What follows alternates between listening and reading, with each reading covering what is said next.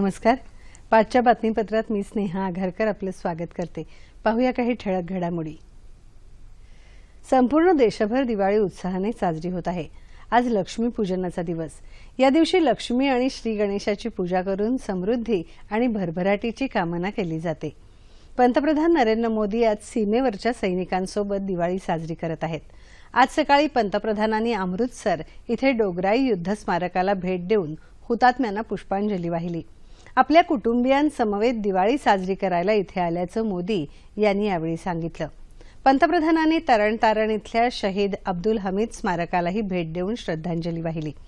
लक्ष्मीपूजनाच्या निमित्ताने शेअर बाजारांमध्ये आज संध्याकाळी 6:45 ते 7:15 या वेळेत मुहूर्ताचे सौदे होणार आहेत.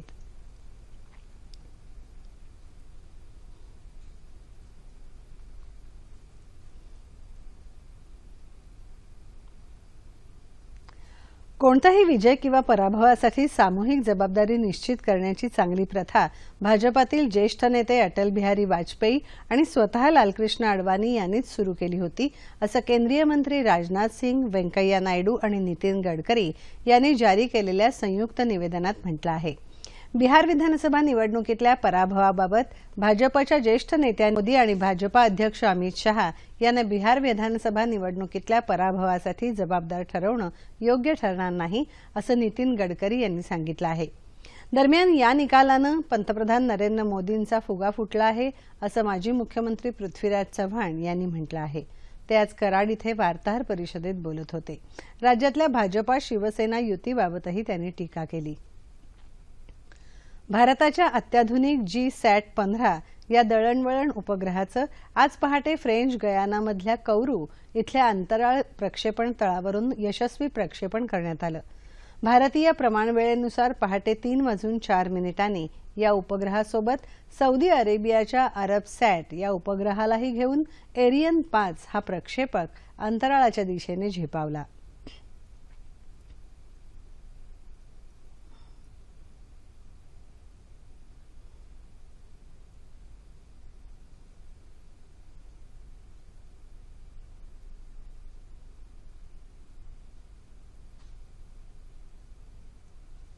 बांगलादेशानं आज उल्फा या दहशतवादी संघटनेचा नेता अनूप चेतिया याला सकाळी भारताकडे सुपूर्द केलं.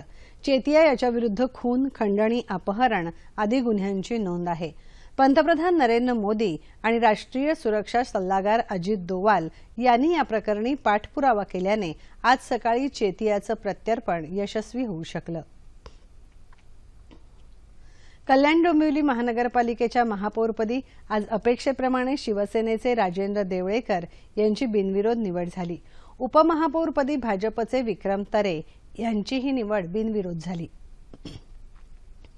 एकूण 122 सदस्यांच्या सभागृहात 2 जागा रिक्त असून शिवसेना 52 तर भाजपा 42 अशी युतीची एकूण सदस्य संख्या 94 इतकी आहे.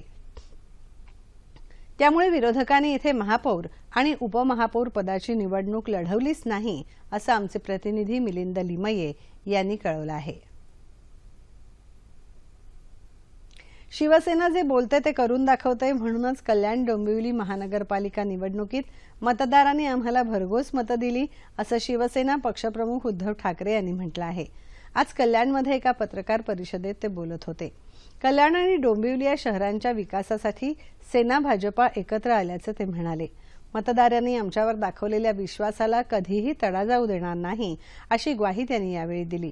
शिवसेनेच्या आमदारांच्या आणि मंत्र्यांच्या बैठका घ्यायला आम्ही सुरुवात केली असून लोकांच्या हिताच्या कामाचा सातत्याने पाठपुरावा करू, असंही ठाकरे यांनी स्पष्ट केलं.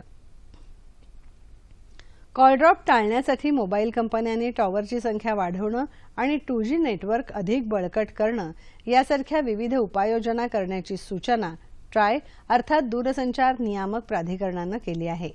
ग्राहकांच्या वाढत्या संख्येच्या प्रमाणात मोबाईल टॉवरची संख्या वाढवणं आवश्यक असल्याचं ट्रायनं म्हटलं आहे. सध्या 3G नेटवर्कची लोकप्रियता वाढली असली तरी 2G नेटवर्ककडे दुर्लक्ष करू नये, असं ट्रायनं सुचवलं आहे. मोबाईल सिग्नलची क्षमता वाढवणाऱ्या बूस्टर्सचा ग्राहकांच्या इमारती किंवा संकुलांजवळ वापर करण्याची सूचनाही ट्रायनं केली आहे. याबरोबरच हे बातमीपत्र संपलं.